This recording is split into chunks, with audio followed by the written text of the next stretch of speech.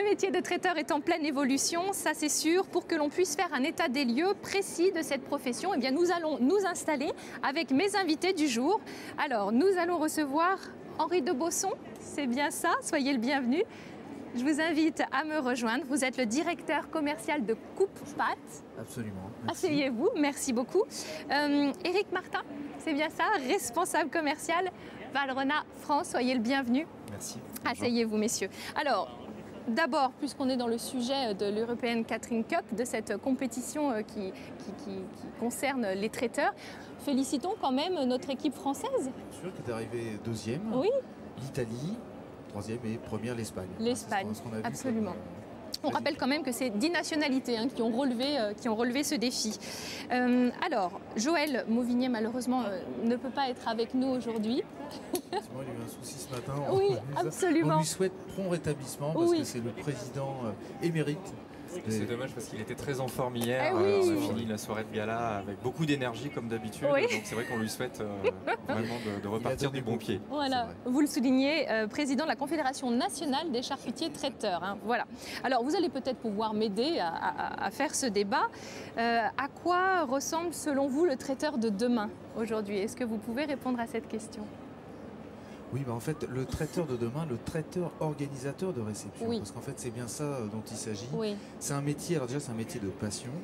Ce sont des personnes engagées au quotidien avec leurs équipes. Mais surtout, ils ont une problématique à gérer au quotidien de personnel qualifié d'une part et d'autre part de produits. Parce que bien souvent, il y a la notion économique qui arrive sur le sujet, à savoir le fait de produire matières premières, charger des frais de personnel, des pièces, à un moment donné, quelle est la valeur ajoutée? Est-ce que mon temps de disponible, j'ai la gestion de mon entreprise, j'ai la gestion de mes collaborateurs, la gestion de mes clients dans les différentes catégories à servir, entreprise, administration, particulier par exemple.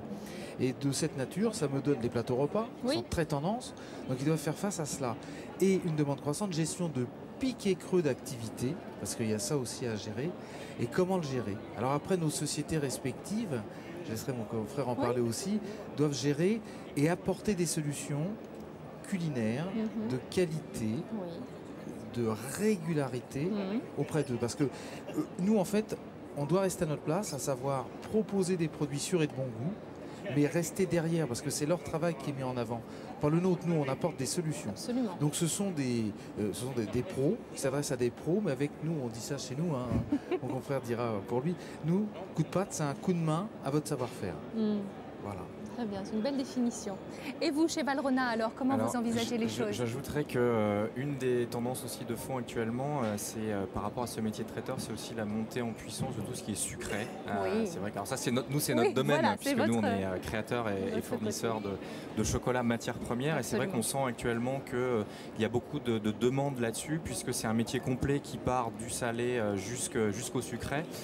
Et c'est vrai qu'il y a cette demande très forte. Donc c'est pour ça qu'on s'est rapproché de la Confédération qui cherchait un certain nombre de partenaires, aussi du concours, parce qu'on sait que ça permet de tirer aussi tout ça vers le haut. C'est le rôle des concours dans une profession, et c'est vrai que nous on se rapproche de cet univers parce qu'on sent qu'on a ces tendances. Avec nous effectivement aussi nos solutions.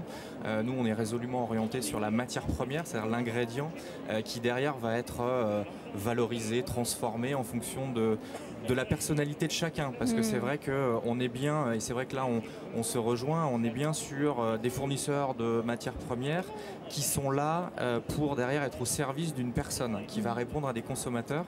Et c'est vrai que les consommateurs, et ça c'est quelque chose qu'on a entendu, c'est vrai quand on rencontre Joël Mauvigné qui parle beaucoup dans sa confédération de consommateurs, c'est vrai que le consommateur aujourd'hui attend des choses relativement simples, mais par contre de très très grande qualité. Quand on discute avec eux, quand on leur demande justement les tendances, comment vous voyez les choses, c'est des choses très simples, très bonnes. Et c'est là où nous, en plus, on est très confiants par rapport à l'avenir sur l'ensemble de l'artisanat en général, parce qu'on revient à des valeurs justement de simplicité et de grande qualité. Et nous, derrière, on s'y retrouve parce que c'est notre combat de tous les jours. On cherche à faire le meilleur, toujours le meilleur, avec les meilleurs ingrédients, pour leur proposer les meilleurs chocolats, les meilleurs ingrédients et qui vont transformer derrière. Vous avez raison, il y a un véritable renouveau des métiers de bouche depuis à peu près les années 80. Alors, effectivement, ce que vous dites est tout à fait exact, puisque en fait, le métier artisan, on s'adresse à des artisans, son métier de bouche artisan. En fait, il y a 8500 à peu près charcutiers, traiteurs et traiteurs, 850 traiteurs organisateurs de réception en fait en France, et c'est une profession très dynamique. Ce qu'on a vu. Et c'est un métier d'artisan, c'est-à-dire que tout le monde ne peut pas se prévaloir d'être. Moi, je m'installe demain traiteur, je me qualifie de traiteur organisateur de réception. Je peux être soit un assembleur, soit un créateur. Et effectivement, on est sur la même longueur d'onde, à savoir qu'est-ce qui va faire ma différenciation. Si j'ai les mêmes produits que tout le monde, où est ma valeur ajoutée? Je vais tomber dans une bagarre un peu de prix. Et le consommateur étant de plus en plus averti de cela, puisque les émissions culinaires d'une part, mais surtout les émissions de télévision qui font bah tiens, ça vient de tel endroit et à ce moment-là je peux le retrouver. Il y a des enseignes connues à ce niveau-là. Non, l'artisan, déjà, c'est un chef d'entreprise. Ils sont en moyenne une dizaine dans son unité, donc il doit gérer aujourd'hui, demain et après-demain. Et ça, c'est vrai, il a besoin donc de partenaires. Et nous, l'origine, parce qu'on a cité Joël tout à l'heure, Joël Mauvigné. Hein. Joël Mauvigné nous a appris, nous a fait confiance, nous lui avons retourné aussi, mais l'European Catering Cup, il en a parlé, on ne va pas le refaire, il en parlera mieux que nous. Hein. Mais simplement à Mulhouse, quand on a démarré avec lui en tant que partenaire, c'était de dire, on croit à cette profession, pourquoi? Parce que ce sont des artisans, comme il y a les artisans de la fête. Vous savez, les forains par exemple. Ben, eux, ce sont des artisans du quotidien. Il y a une prestation, avant, pendant, après, il faut que ce soit sans faille. Donc ils ont besoin autour d'eux de sécurité. La sécurité, nous, on peut leur apporter de manière alimentaire. Moi, j'ai bien aimé ce que vous disiez avec les ingrédients matières premières. Je vais rajouter simplement noble, parce que du bon produit, derrière sort un bon résultat. Après, il y a son expression, sa créativité, son personnel qui va faire la différence sur une réception. Et bien souvent, ils sont sur la réception pour justement écouter, entendre ce que dit le convive. Et qu'est-ce qu'il dit le convive? Il faut qu'il soit satisfait de A à Z. Après, ils ont peut-être des fiches de qualité sur la réception, quali-traiteur ou autre. Et bien évidemment, nous, ce qu'on a constaté, parce que votre question, Georgine, c'est aujourd'hui, demain, après-demain. Demain, il y a un métier, il y a un boulevard. Hein. La seule chose, ça va être la gestion, bien sûr, savoir s'entourer de partenaires et puis surtout faire du bon et régulier. C'est là, vous voyez, ce qui peut être une difficulté demain ou un écueil, c'est la régularité et l'innovation. Donc nous, dans nos entreprises respectives, on apporte, nous, tous les 6 mois, créativité, innovation, produits sûrs et de bon goût, produits prêts à servir, produits déjà monoproduits pour permettre d'assembler, vous voyez, non pas être uniforme et reconnu repérable, mais simplement compléter une offre alimentaire. Nous, on travaille vraiment avec eux sur qu'est-ce qu'il faut faire et qu'est-ce qu'il ne faut pas faire. Quel avantage on a à faire et quel avantage on a à ne pas faire. Mais ça, on le fait ensemble. Et ça, c'est vrai que ce sont des rencontres qu'on a avec eux. Oui. Ça vous permet aussi de développer un petit peu les produits à l'international? Alors tout à fait, puisque aujourd'hui, ce qui se passe en France, ça bouge aussi beaucoup à l'international.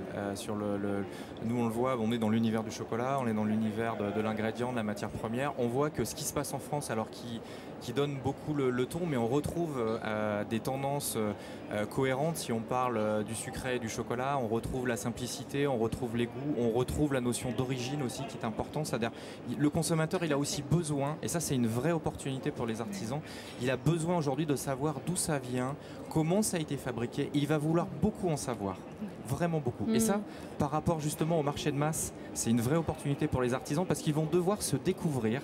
Et le fait de se découvrir, de montrer la complexité de leur métier parce que le consommateur ne s'en rend pas compte, ça va leur permettre derrière de pouvoir parler, voilà, mon métier c'est, alors nous on les pousse à ça, c'est choisir un ingrédient, c'est le transformer, c'est bien sûr nous on apporte des suggestions de recettes, des choses comme ça, et après derrière il rebondit. Et quelqu'un qui va utiliser un chocolat Guanara chez nous avec de la framboise, vous prenez 10 artisans, ils vont vous faire 10 choses différentes parce que c'est lié à leur personnalité. Et nous on les pousse vraiment à être très transparent là-dessus parce que le consommateur il a besoin d'être rassuré et on sent derrière que ça c'est des tendances fortes. Moi je m'occupe de l'Europe du Nord, je vois qu'en Scandinavie, là ça donne beaucoup le ton. Les Scandinaves sont très en avance là-dessus, ils veulent connaître, ils veulent être rassurés et c'est en train de venir. Et là ça va vraiment monter en puissance vis-à-vis de la France. La France a apporté, je pense, vis-à-vis d'autres pays, le côté gustatif, aller plus loin, les mélanges, etc. D'autres pays sont en train de nous apporter leur créativité, leur regard et puis ce côté transparence qu'on retrouve en Scandinavie, qu'on retrouve aussi en Angleterre, etc. Ça c'est une vraie tendance de fou. Bon, moi je trouve que c'est plutôt positif positif comme message. Hein. Les messages sont positifs. Mais Pourquoi? oui. Parce que le métier est positif. On a Oui. affaire à des passionnés. C'est vrai. Nous, on est Absolument. passionnés aussi. Donc Il n'y a pas de mystère. des pros que ça reste à des pros. Tout à fait. Bah, merci infiniment, messieurs, d'avoir pris un Merci, petit peu de merci, temps collègues. Merci de nous sur avoir sur votre salon pour avoir été sur notre web TV. On se retrouve très vite et vous repassez quand vous voulez. Merci. Merci.